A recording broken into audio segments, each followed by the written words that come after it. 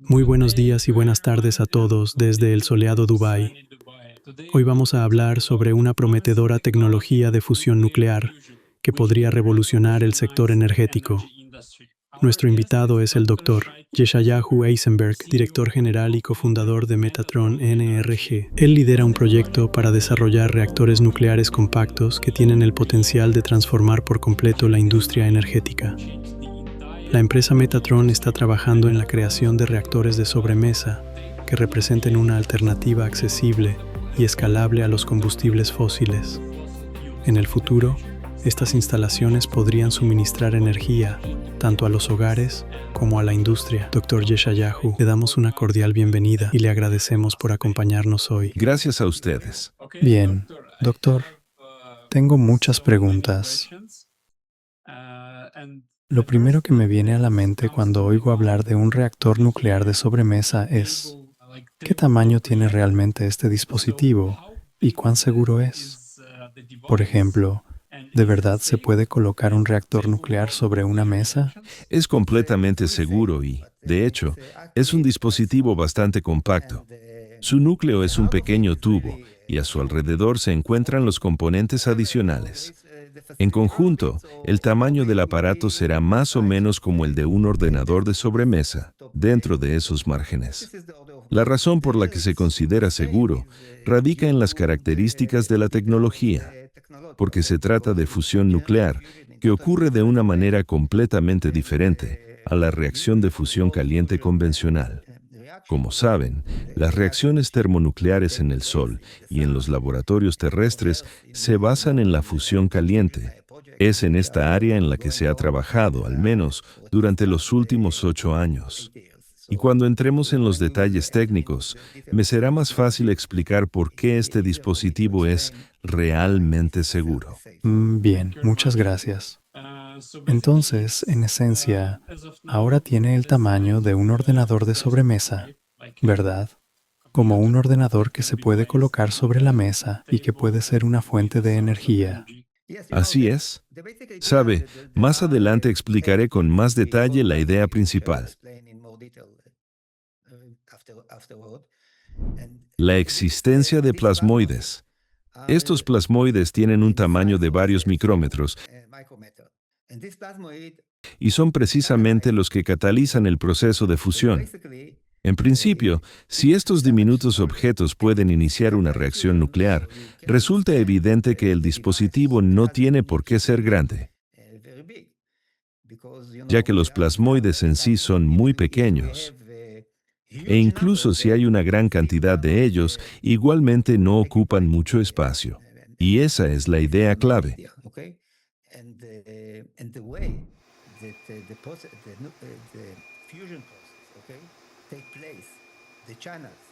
El proceso de fusión que ocurre en estos plasmoides es algo diferente del tradicional, especialmente cuando se produce en agua.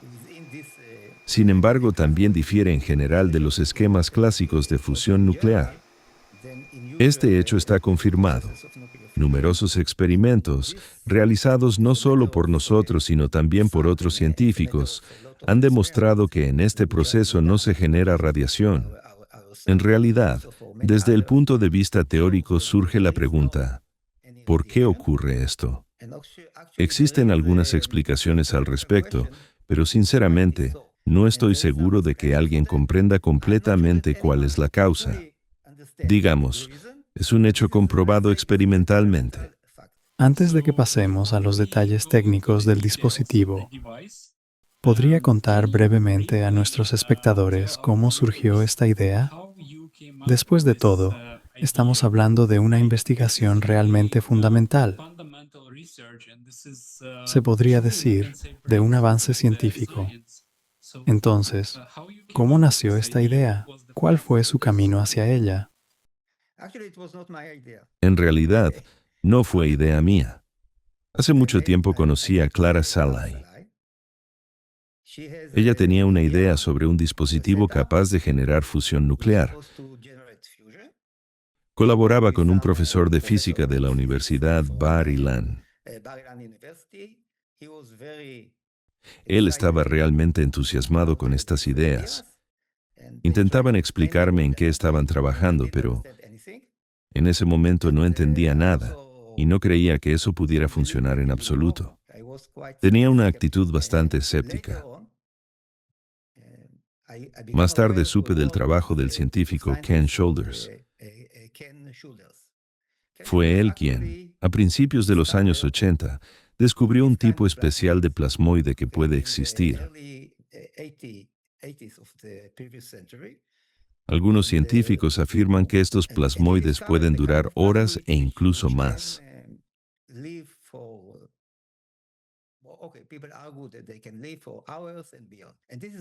Eso es sumamente inusual, ya que en condiciones de fusión nuclear caliente o en plasma caliente convencional, dejando aparte la fusión, los plasmoides solo viven unos pocos microsegundos. Y si alguien afirma que existen plasmoides que pueden vivir durante horas, eso ya representa un gran avance. Además, dado que son tan densos que logran mantener cationes dentro de sí a distancias muy pequeñas, del orden de decenas de picómetros, existe una alta probabilidad de que ocurra una fusión nuclear. Y como estos plasmoides viven bastante tiempo, durante toda su existencia permanecen extremadamente cerca unos de otros. Y eso significa que existe la posibilidad de que finalmente ocurra la fusión. Esa es la idea.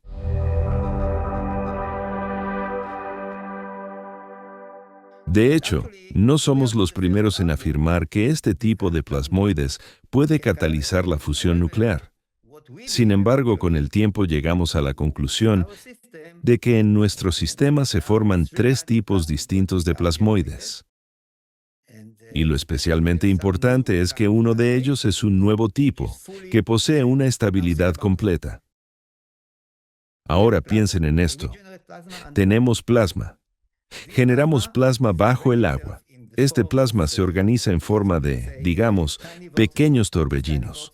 Estos torbellinos están controlados por su propio campo magnético. Saben, existe un torbellino de plasma, y si hay un torbellino de plasma, entonces hay una corriente eléctrica. La corriente crea un campo magnético. Ese campo magnético, a su vez, comprime el torbellino. Y cuando el torbellino se comprime, el campo magnético se hace más fuerte. El campo magnético más fuerte comprime aún más el torbellino, y así sucesivamente. Este proceso continúa hasta que el torbellino se vuelve muy, muy pequeño, y en cierto momento adopta una forma que recuerda a una rosquilla o un toro. Y eso es lo que llamamos un plasmoide. Y este es el método habitual para generar plasmoides. En el tipo de plasmoide descubierto por Shoulders, predominan los electrones sobre los cationes, es decir, en ese plasmoide la cantidad de electrones supera considerablemente la de cationes. No obstante, los cationes atrapados dentro de ese plasmoide pueden encontrarse lo suficientemente cerca entre sí como para fusionarse y provocar una reacción de fusión nuclear. El principal problema de la fusión nuclear radica en lo siguiente. Debido a la repulsión de Coulomb entre partículas con carga positiva, es necesario superar lo que se llama la barrera de Coulomb. Se trata de cationes nucleares que llevan carga positiva. Como las partículas tienen carga positiva y se repelen entre sí, deben acercarse lo suficiente como para superar esa barrera de Coulomb, es decir, la barrera eléctrica. Este es precisamente el desafío fundamental de la fusión nuclear. Una vez que los núcleos se encuentran a la distancia adecuada, comienzan a interactuar y la reacción de fusión se produce de forma espontánea. En nuestro caso, un campo magnético extremadamente intenso que mantiene el plasmoide, junto con el efecto de apantallamiento de los electrones, permite que las partículas dentro del plasmoide se acerquen lo suficiente como para que la reacción de fusión nuclear sea posible. Esa es precisamente la idea principal. En el mercado, esta idea ya existe desde hace bastante tiempo, pero nosotros le añadimos algo fundamentalmente nuevo, es decir, Creamos un tipo diferente de plasmoide que se distingue de aquellos de los que he hablado antes. También generamos los tipos que he descrito previamente. En realidad, generamos 3 tipos de plasmoides, además de uno nuevo completamente estable. Cuando digo completamente estable, me refiero a que este plasmoide ha existido en el laboratorio durante, digamos, más de medio año. Por eso supongo que, si vive durante más de 6 meses, también puede hacerlo indefinidamente. Indefinidamente es una palabra fuerte, pero en principio se puede considerar un objeto estable. Y si tienes un objeto estable capaz de producir fusión nuclear, eso significa que ya tienes una tecnología funcional. Esa es la clave. Es interesante. Usted mencionó que la idea pertenecía, digamos, a su socia científica, y usted, en esencia, fue quien la desarrolló desde el punto de vista técnico. ¿Lo he entendido bien? Verá, al principio nada es perfecto. A la idea original se le fueron añadiendo elementos y tomó bastante tiempo, de hecho, años, para convencerme primero a mí mismo de que esto no solo podía funcionar, sino que realmente podía llevar a algo comercialmente viable. Y como comprenderá, esas son 2 cosas completamente distintas. El hecho de que algo funcione no significa necesariamente que sea apto para una aplicación comercial. Así que nos tomó muchos años llegar a esa convicción. Luego surgió la cuestión del financiamiento, lo cual también llevó bastante tiempo, porque para llevar a cabo un proyecto de este tipo se requieren inversiones serias. Ahora estamos en una etapa en la que podemos demostrar un prototipo funcional. Ahora nuestra tarea es mejorar en orden de magnitud lo que ya tenemos, para que la tecnología sea comercialmente viable. Esta es una visión general del proyecto y de la etapa en la que nos encontramos actualmente. Bien, muchas gracias. En cuanto a los principios físicos en los que se basa su tecnología, si he entendido bien, usted ha mencionado la fusión fría y la fusión nuclear. ¿El dispositivo funciona sobre la base de otros principios físicos? ¿O efectivamente se trata, como usted ha dicho, de fusión fría? ¿Podría explicarlo un poco más?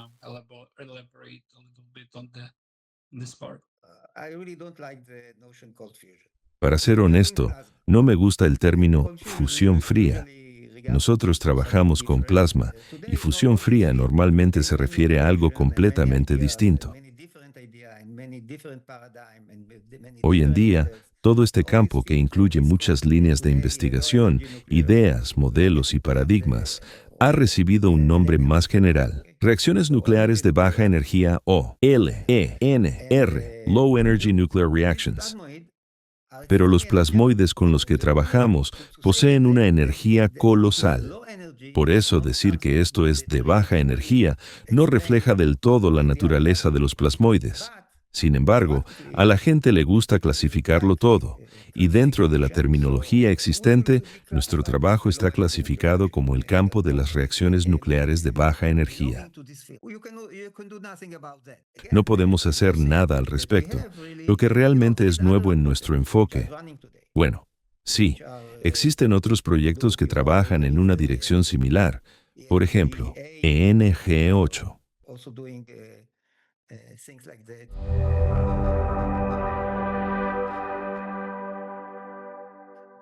La ventaja de nuestro enfoque es que, una vez creado un plasmoide de nuestro tipo, y son estables, si se dispone de una cantidad suficiente de ellos, ya no es necesario regenerarlos constantemente. El proceso consta de 2 etapas. La primera etapa es la fase de iniciación, en la que generamos los plasmoides. Esto se realiza en condiciones de laboratorio.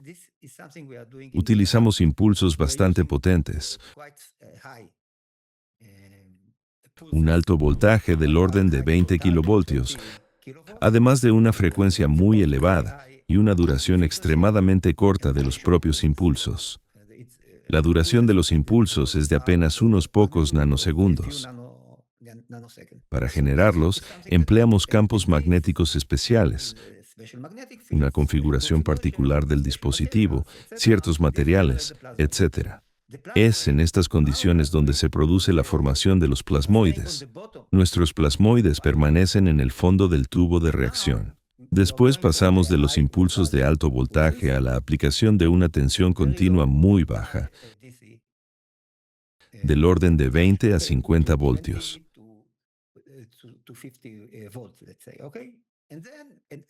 Bajo la influencia de este potencial continuo, los plasmoides ya formados en la etapa inicial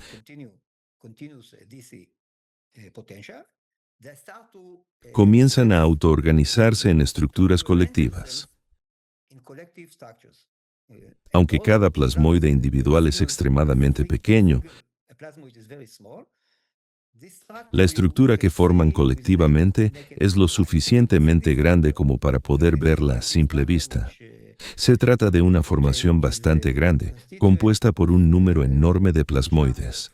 Cuando el sistema funciona en modo de corriente continua, es posible manipular los plasmoides de diversas formas. Como resultado, comienzan a manifestarse los llamados eventos energéticos, estallidos de energía que se asemejan a microexplosiones con ondas de choque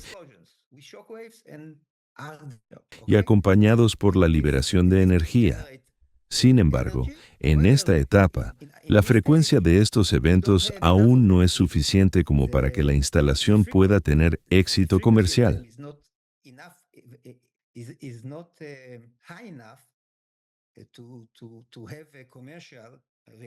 Por eso, actualmente estamos trabajando en llevar el sistema a un estado en el que estos eventos energéticos ocurran prácticamente de forma continua. En general, así están las cosas.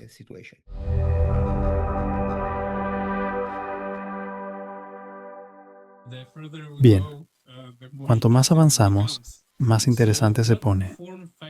¿Qué forma tienen previsto darle al dispositivo? ¿Será algo parecido a una esfera? ¿El usuario podrá ver alguna luz?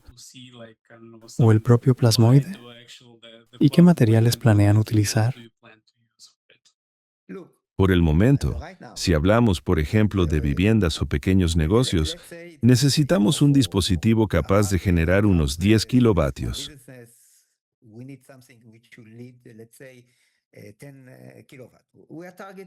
Ese es nuestro objetivo más cercano. 10 kilovatios no es tanto. Actualmente usamos una estructura tubular. Todo ocurre dentro de un pequeño tubo.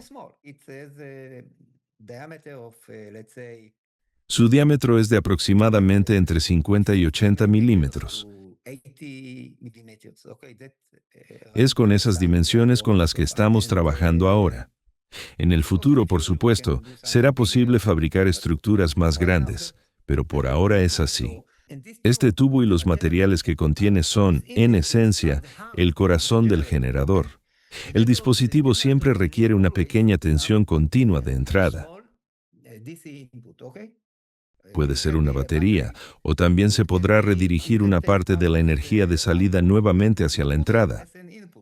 En cuanto a la potencia, se necesita muy poca, entre medio vatio y 1 vatio. Esto es necesario únicamente para reorganizar el plasma en una estructura determinada. Y esa estructura es extremadamente importante, porque es precisamente en ella donde ocurre la fusión nuclear. Como ya he mencionado, el dispositivo final tendrá aproximadamente el tamaño de un ordenador de sobremesa. Sin embargo, su corazón será bastante compacto. Muchas gracias. Realmente suena muy interesante. Hoy en día se habla cada vez más de generadores de energía libre.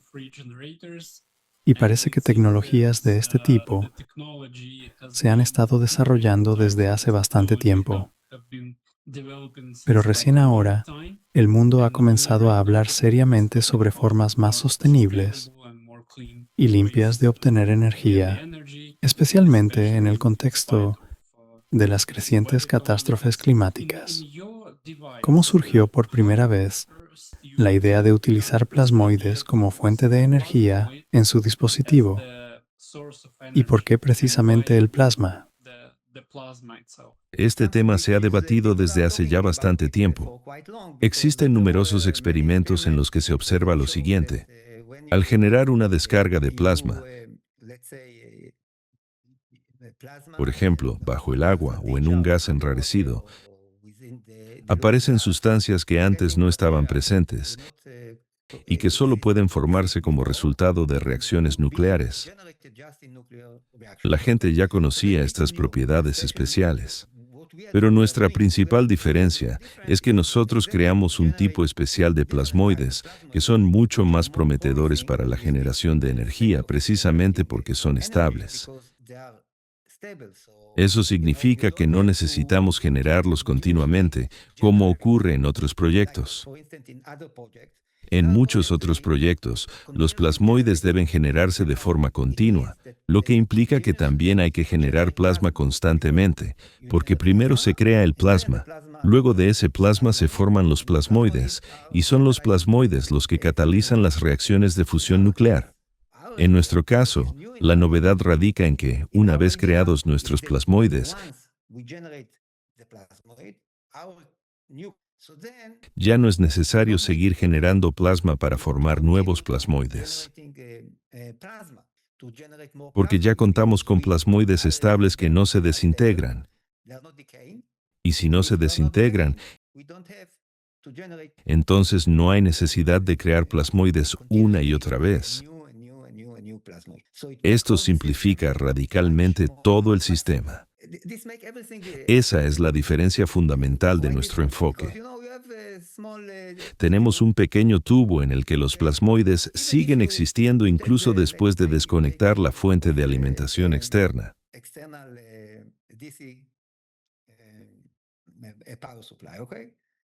No desaparecen ni se disipan. Y eso hace que todo el sistema sea muchísimo más simple. Esto es realmente muy interesante porque me parece que diferentes personas pueden tener ideas completamente distintas sobre lo que es un plasmoide. Por ejemplo, he visto estudios que afirmaban haber observado plasmoides dentro de las pirámides egipcias. Los científicos tomaban fotografías y veían ciertos objetos esféricos.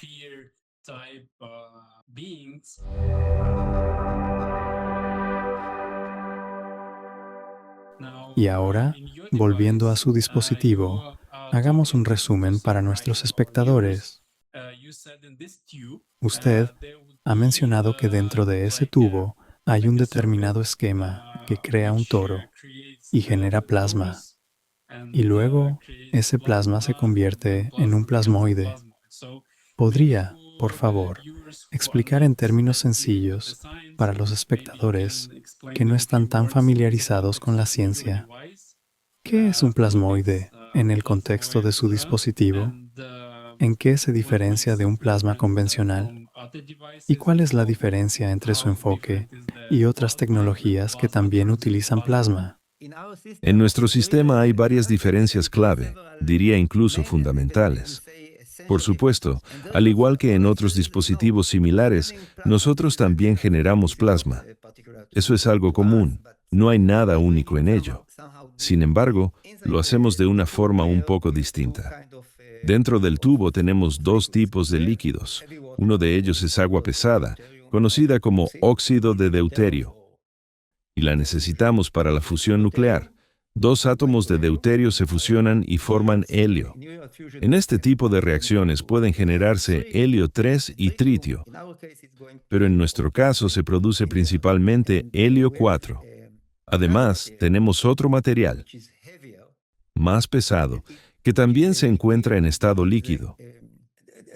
El agua pesada y este material están aislados entre sí. Me refiero a que están claramente separados, de forma similar a como el agua pura no se mezcla con esa sustancia. El segundo líquido es más pesado que el agua y actúa como conductor. Es un material conductor que, en condiciones normales, es seguro y cumple la función de electrodo. Al aplicar los impulsos de nanosegundos, además de generarse plasma, en el líquido más pesado se produce un fenómeno llamado explosión de Coulomb. Es precisamente esta explosión de Coulomb la que da lugar a un nuevo tipo de plasmoide. Como resultado, se forma una combinación específica de distintos tipos de plasmoides, porque el nuevo tipo de plasmoide generado en el líquido pesado está compuesto por cationes que, durante su formación, absorben todo lo que encuentran en su camino.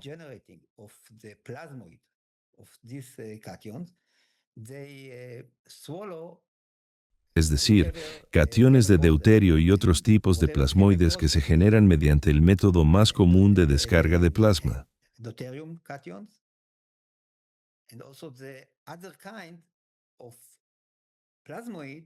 Como resultado, obtenemos algo que podríamos llamar una entidad unificada, que contiene todos los tipos de plasmoides y que además posee una cierta estabilidad.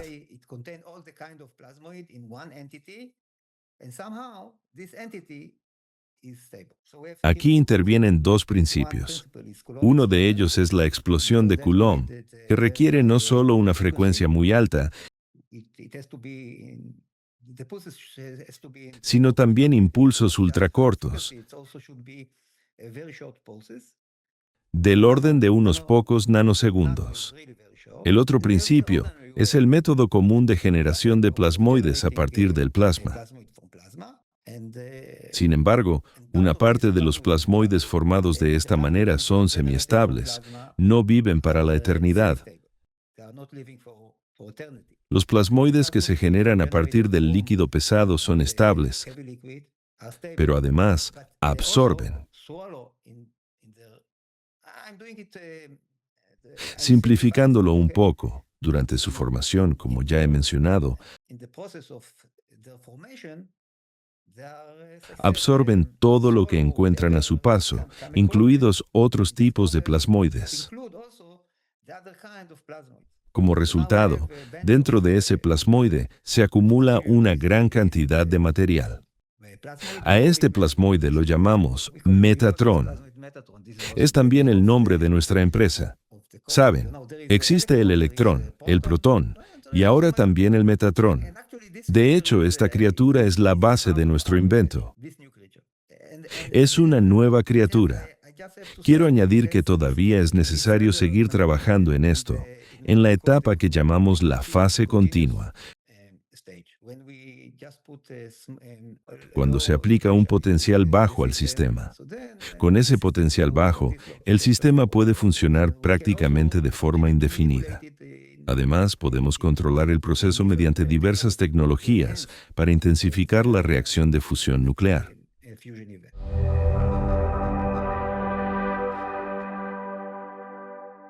Muchas gracias.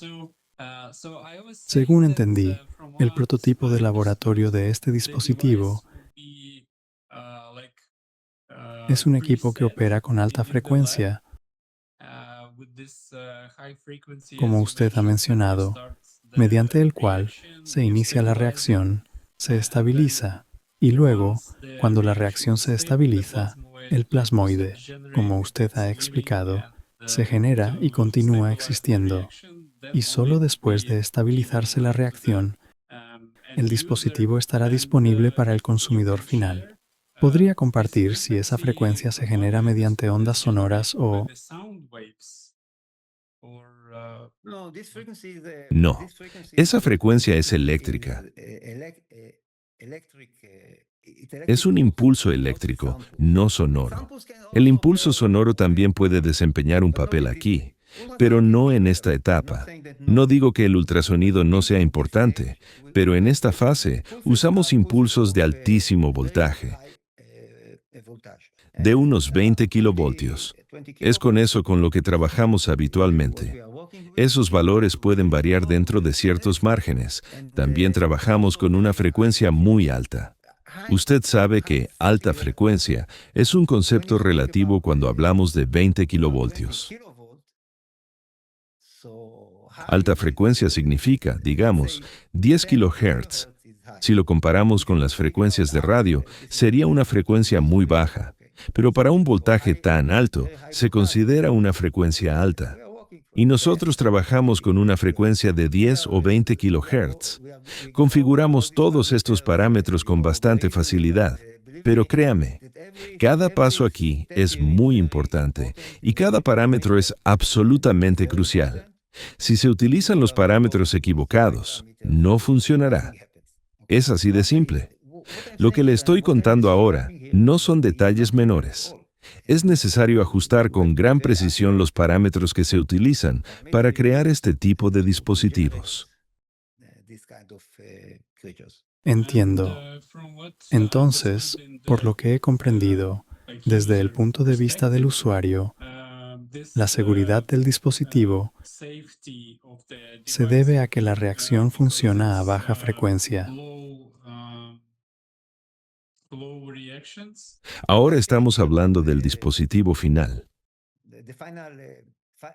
El dispositivo terminado, como ya he mencionado, no emite radiación. En general, la fusión nuclear se considera una fuente de energía limpia. La fusión es mucho más limpia que la fisión nuclear, ¿verdad? Y, en términos generales, eso es casi cierto, pero puede haber emisión de neutrones, y los neutrones viven, digamos, unos 9 minutos. El periodo de semidesintegración de un neutrón es de 9 minutos. Por supuesto, no son miles ni millones de años como en el caso de la fisión, pero aún así es mejor que no la haya. Existen canales completamente limpios, y hay otros que generan neutrones. Sin embargo, esto es cierto no solo para nuestro dispositivo. En general, el canal generado por un plasmoide es siempre limpio. Siempre es sin neutrones. Esto está comprobado experimentalmente. Me refiero a que existe una teoría que intenta explicarlo, pero está demostrado experimentalmente. No hay radiación. Volvamos a los detalles técnicos para los usuarios más avanzados.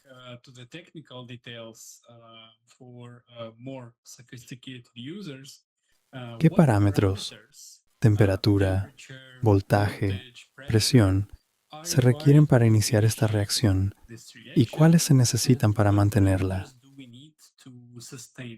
Para su generación necesitamos, ante todo para este tipo de plasmoides, es muy importante que se formen en un proceso llamado endotérmico,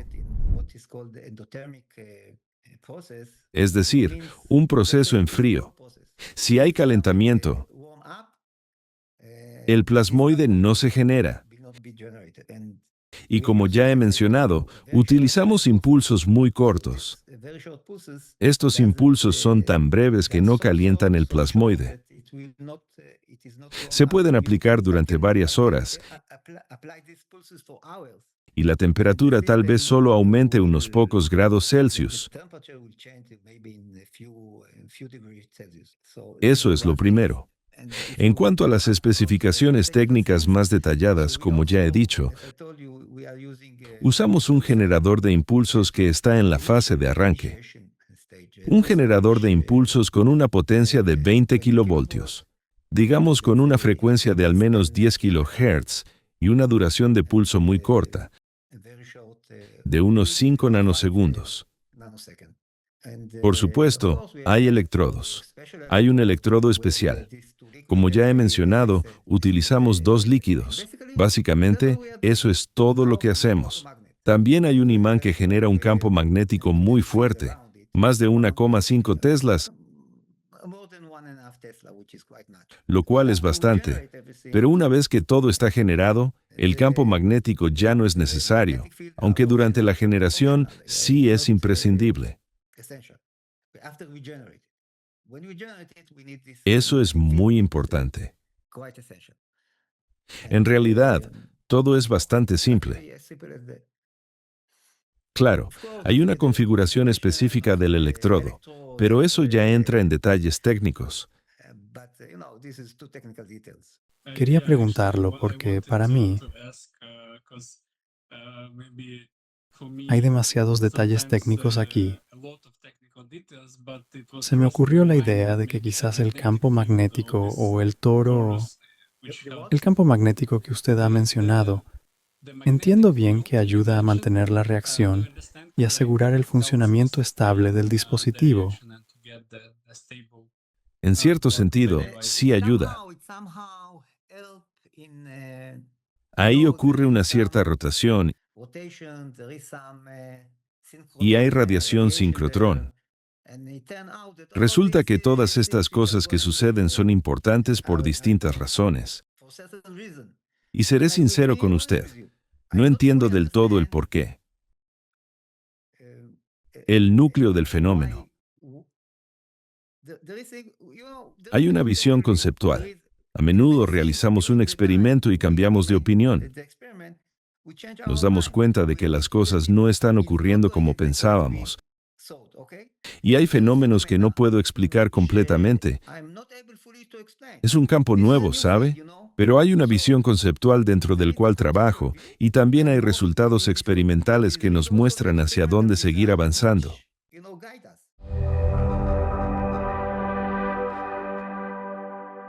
Usted ha mencionado que ocurren cosas interesantes que quizás desde el punto de vista científico no siempre se pueden explicar. Estamos hablando de algo que, si no me equivoco, se llama éter, o de algún otro campo que antes la ciencia pasaba por alto, o se trata de otra cosa. Se refiere a lo que se conoce como energía del punto cero. ¿Estoy en lo cierto?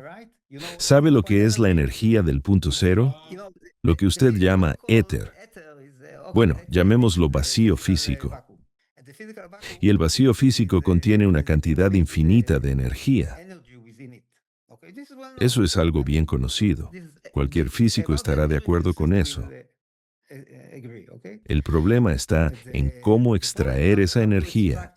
Y tenemos motivos bastante sólidos para creer que, además de la fusión nuclear, también estamos extrayendo energía del vacío físico. Eso es lo que se denomina energía del punto cero. No creo que vayamos a hablar de ello ahora, pero en realidad es mucho más interesante que la fusión nuclear, porque estamos hablando de una fuente de energía infinita.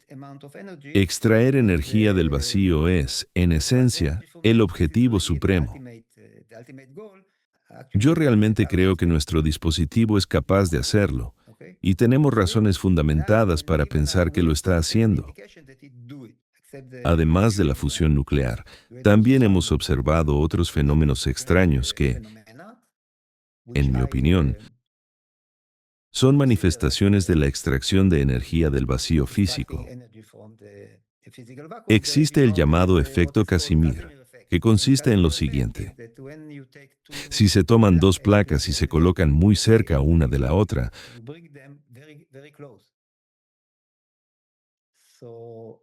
surge una fuerza de atracción entre ellas debido al vacío físico. ¿Por qué? No entraré en detalles.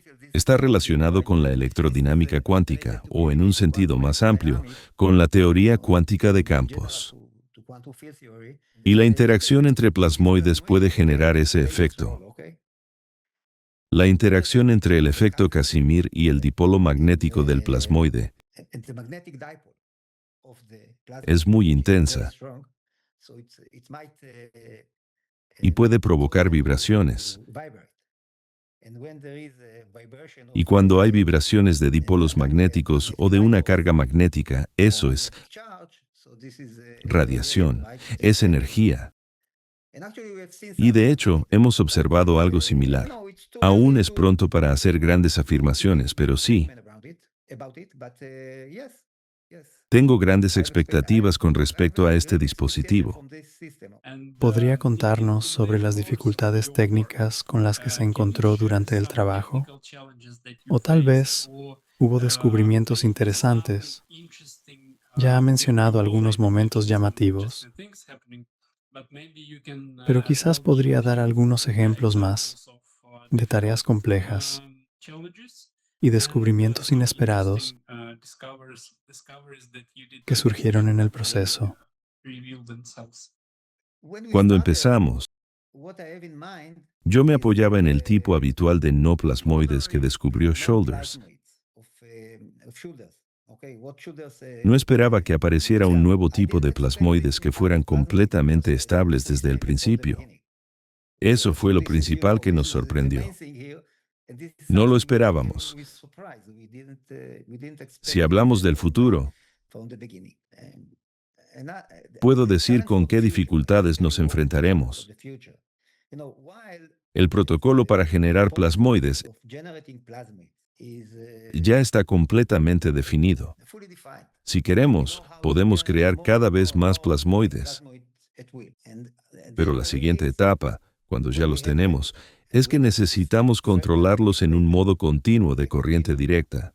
En eso estamos trabajando ahora, porque en cuanto tengamos ese protocolo, significará que podremos reforzar sistemáticamente lo que ya existe.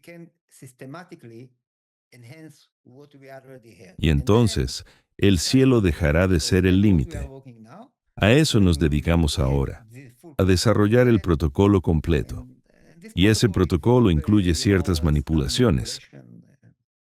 Usted ha mencionado la onda sonora y cosas similares. ¿Qué más? ¿Qué otras sorpresas? Mire, en un trabajo como este, siempre hay muchas cosas inesperadas. Al principio, nada funciona. Todo empieza en una fase en la que nada funciona. Haces lo que crees que debería funcionar y no funciona, hasta que te das cuenta de que el ajuste fino es la clave.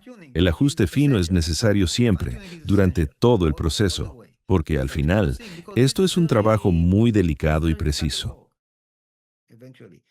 Es muy fácil pasar algo por alto. Si fuera tan sencillo, ya se habría descubierto hace mucho tiempo.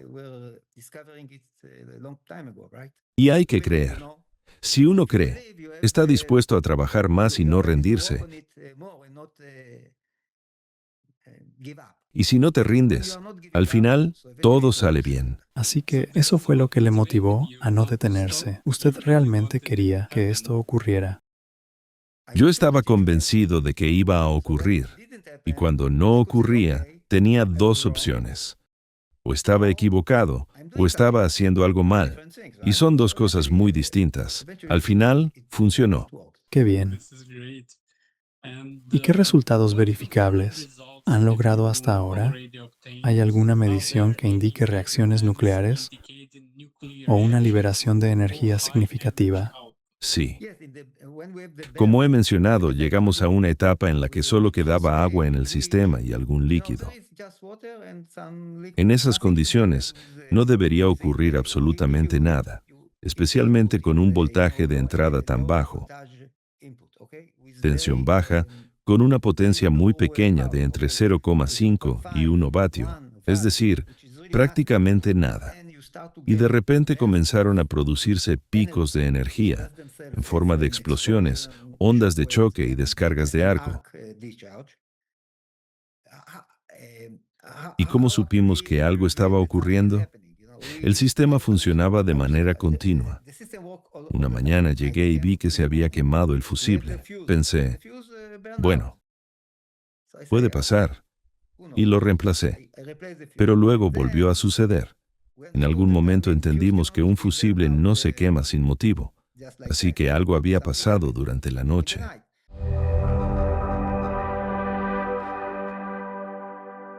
Empezamos a examinar el sistema con más atención y obtuvimos confirmación del fenómeno.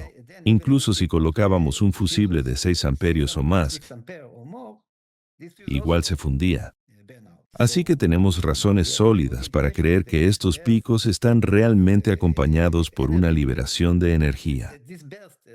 Sin embargo, como ya he mencionado, en esta etapa la frecuencia de esos picos sigue siendo demasiado baja. Aún así, tuvimos un sistema que continuó generándolos durante varios meses, más de medio año, sin intervención alguna.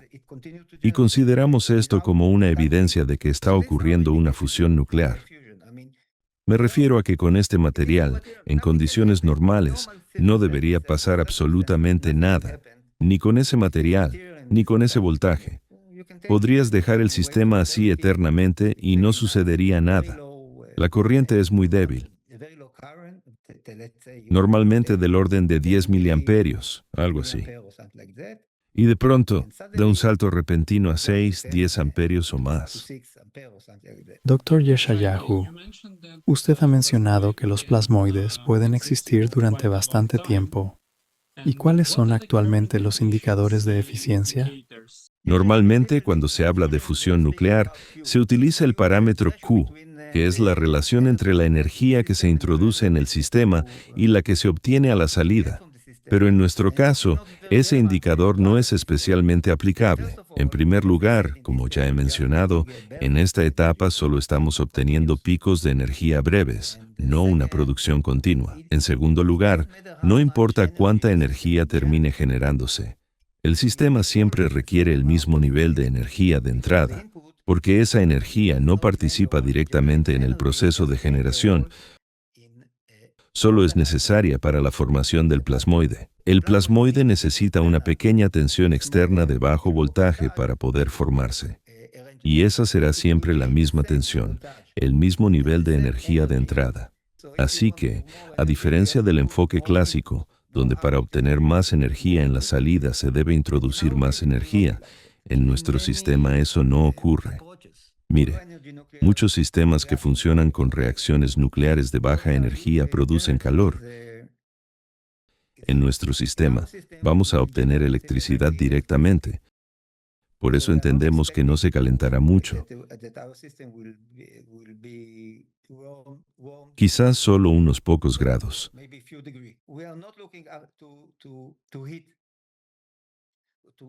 Nuestro objetivo no es calentar el sistema para luego extraer energía en forma de calor, sino obtenerla directamente en forma de electricidad. Y esa es una de las diferencias clave con respecto a la mayoría de los otros métodos, donde primero se genera calor que luego se convierte en electricidad por medios convencionales, mediante vapor, turbinas, etc. Gracias. En general, por lo que he entendido, el dispositivo es bastante seguro. También ha mencionado las reacciones nucleares de baja energía. Y si lo miramos desde el punto de vista del usuario, probablemente será un aparato instalado en una pared, en una especie de nicho o algo similar. Me surgieron dos preguntas. La primera, ¿cómo se realizará la carga?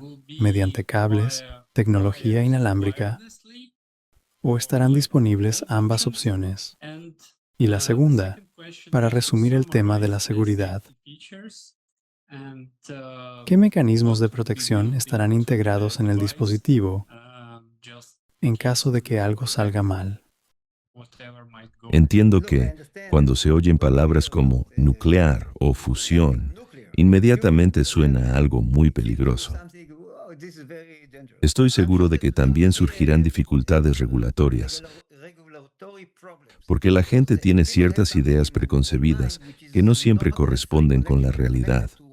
Pero le aseguro que, en nuestro caso, no hay motivo de preocupación, gracias a la naturaleza especial del plasmoide. Realmente podemos controlar cuánta energía produce. Y en esta etapa, lo único que podemos hacer es esperar que algún día lleguemos a generar una cantidad de energía que realmente valga la pena temer. Por ahora estamos muy lejos de eso. Y en cualquier caso, el sistema es completamente controlable.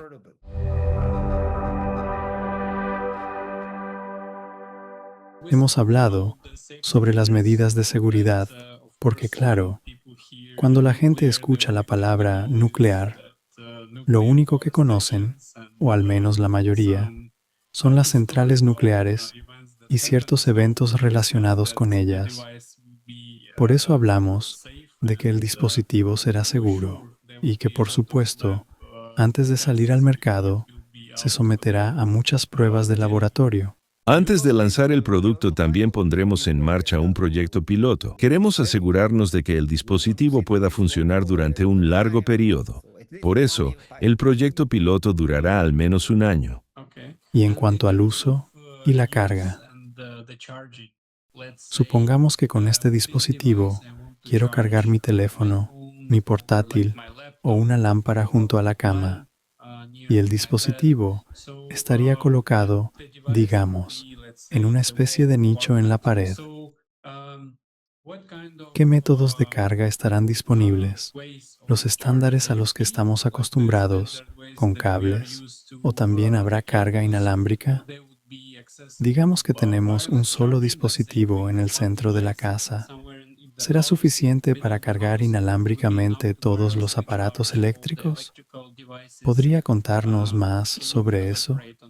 Desde ese punto de vista, no se diferencia en nada de cualquier otra fuente de energía eléctrica. Simplemente generará electricidad. Nuestra idea es que suministre energía a toda la vivienda. Y usted seguirá viviendo como hasta ahora. La única diferencia es que tendrá algo que no está conectado a la red eléctrica o que la red funcionará solo como respaldo.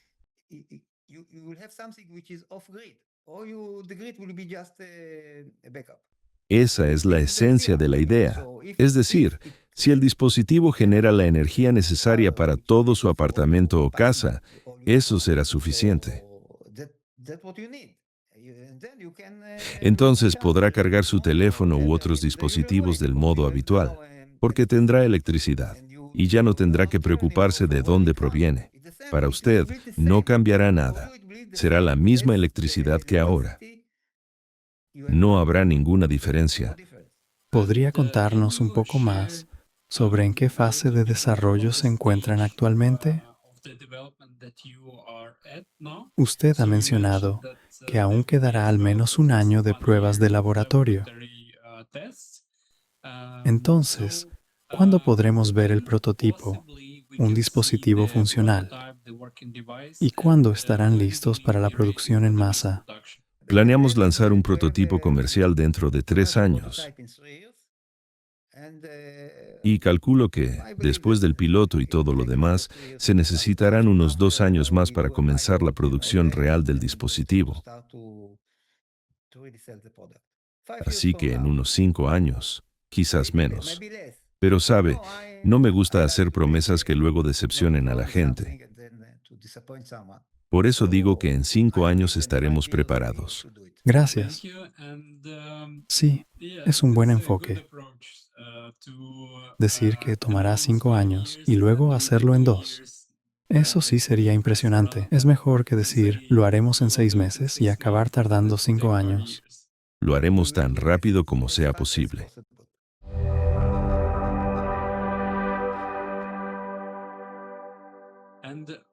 ¿Y cuál podría ser el precio para el usuario?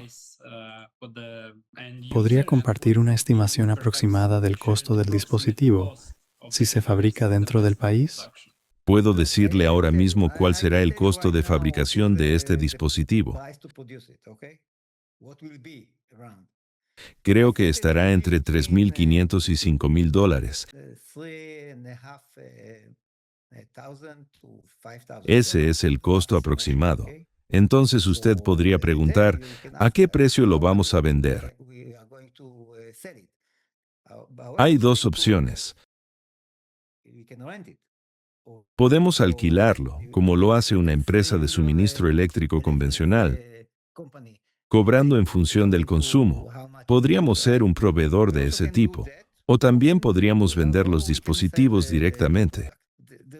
Existen esas 2 opciones, y podemos hacer ambas cosas o elegir la que nos parezca más adecuada. Al final, tendremos que tomar una decisión. Cuando usted compra un televisor de última generación, paga más. Y cuando yo lo compro un poco más tarde, pago menos, ¿me entiende? Así será también en este caso. Por eso no quiero dar cifras. Solo puedo decirle cuánto nos costará fabricarlo. Sí, pero aún así suena bastante impresionante.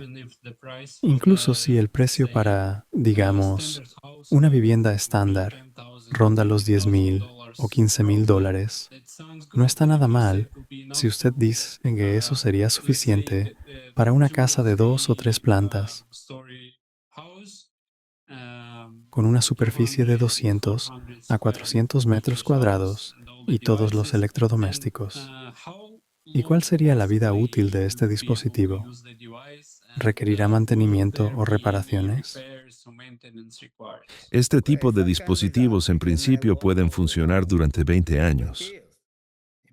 Me refiero a que la cantidad de energía contenida en este plasmoide es suficiente para un periodo bastante largo, muchos años. La energía contenida en un solo cubo, por así decirlo, de combustible nuclear,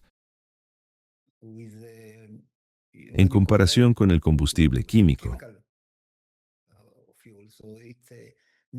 es millones de veces mayor. Así que hay que entender que incluso una pequeña cantidad de agua pesada puede durar muchos años. En el peor de los casos, se podría tomar el tubo y, digamos, reiniciar el proceso. Y eso costaría casi nada. Luego devolvemos el dispositivo al usuario y puede seguir utilizándolo. Aunque mi expectativa es que funcione durante muchos, muchos años. Pero primero vamos a lanzar varios proyectos piloto y verificar que todo funcione como esperamos. Es realmente increíble. Incluso si el dispositivo costara 20,000 dólares y durara entre 20 y 25 años, estaríamos hablando de una fuente de energía por aproximadamente 1,000 dólares al año. Teniendo en cuenta los costos actuales y las facturas, sigue siendo una excelente inversión. Y usted ha mencionado que, con el tiempo, el precio podría incluso bajar a medida que aumente la producción. Entiendo bien que este dispositivo, en principio, no produce ningún subproducto dañino, ni requiere una eliminación especial, ni nada por el estilo. Sí, lo ha dicho perfectamente. Es, en efecto, una fuente de energía absolutamente limpia. Y en esencia, proyectos como el nuestro, así como otras iniciativas similares que se están desarrollando en diferentes partes del mundo, pueden cambiar la dirección del cambio climático. Oh, literalmente me está leyendo la mente. Justo eso quería preguntar. Teniendo en cuenta todo lo que está ocurriendo hoy en el mundo, inundaciones, terremotos, aunque ya hemos tocado parcialmente la respuesta, y en esencia es evidente, ¿podría contarles a nuestros espectadores cómo su tecnología puede ayudar a enfrentar los desafíos ecológicos y climáticos que hoy enfrenta toda la humanidad? Es bastante evidente. Si cuentas con una fuente de energía limpia, mire, tal vez no se trate solo de nuestro proyecto. Hay otros proyectos también. Hay espacio para todos. Yo creo, como cualquier desarrollador, que mi tecnología es la mejor. Pero, en cualquier caso, lo más importante es que debemos cambiar el rumbo por el que estamos avanzando ahora. Porque si seguimos así, lo más probable es que el desenlace no sea muy bueno. Por eso nosotros hacemos nuestra pequeña contribución a este esfuerzo global. Y quizá, si todo va bien, esa contribución ya no será tan pequeña. Podría convertirse en algo verdaderamente significativo para cambiar el rumbo. Porque precisamente los combustibles que usamos hoy en día son una de las principales causas de la crisis climática. Hoy hemos tocado temas realmente importantes. Y quizá mi última pregunta también se plantea por sí sola. ¿Cómo puede su tecnología impactar en el mercado energético global? Sabe, el mercado energético es el más grande del mundo. En el momento en que la energía nuclear esté disponible para todos,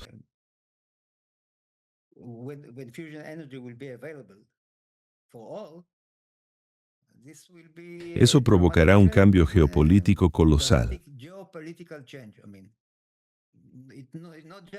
La energía es la base de todo, aunque no siempre lo percibamos. Sin energía no hay progreso. La energía es lo más fundamental. Y cuando uno dispone de una fuente de energía limpia e ilimitada, todo cambia. Creo que eso lo entiende cualquiera. Pero por ahora, mantengo una actitud humilde. Tengo un laboratorio, tengo un proyecto, y mi tarea es llevarlo adelante. Y si resulta que esto cambia el mundo, bueno, aquí estaré. Es realmente muy interesante. Y por lo que entiendo, como usted ya ha mencionado antes, las aplicaciones de esta tecnología son prácticamente ilimitadas. Se podría usar en automóviles, tal vez en la exploración espacial, en la investigación del mundo submarino y mucho más. Y probablemente mi última pregunta tiene que ver con algo que ya hemos tocado hoy. Muchas personas sienten temor, y tal vez una de las primeras preguntas que le he hecho tenía que ver precisamente con la seguridad del dispositivo. Es lo primero que uno piensa. Y vuelvo a preguntar, ¿cómo puede su tecnología impactar en el mercado energético? Nosotros, como seres humanos, a menudo tememos lo que no entendemos. A veces, nos cuesta abandonar lo conocido y cómodo en favor de algo nuevo, incluso si es verdaderamente innovador. Desde su punto de vista, ¿dónde está ese límite entre la necesidad de salir de la zona de confort, superar el miedo y avanzar como civilización, y una cautela razonable, con todas las medidas de seguridad necesarias? Los proyectos de este tipo no presentan los mismos problemas que, por ejemplo, los relacionados con la inteligencia artificial. Con la IA, por un lado, celebramos su aparición, pero por otro, nos preocupa que algo pueda salir mal. Aquí es distinto. Se trata simplemente de energía limpia. Te ofrece energía barata. Incluso si no te preocupa el tema medioambiental, sigues recibiendo una solución más económica, más accesible y que te permite desconectarte de la red eléctrica convencional. Estoy seguro de que todo el mundo va a querer eso. ¿Por qué no? Yo lo quiero. Y estoy seguro de que usted también. Excelente. Muchas gracias, Dr. Yeshayahu. Esperamos que nuestros espectadores hayan disfrutado tanto como nosotros de esta conversación. Como ha señalado el Dr. Yeshayahu, en nuestro universo existe una cantidad colosal de energía. La cuestión es cómo utilizarla de forma correcta. Esperamos que la humanidad esté avanzando en la dirección adecuada. Dr. Yeshayahu, le deseamos mucho éxito y suerte en su camino. Muchas gracias. Y a ustedes, queridos espectadores, gracias por su atención. Dejen sus preguntas en los comentarios. Compartan sus opiniones. Hasta la próxima.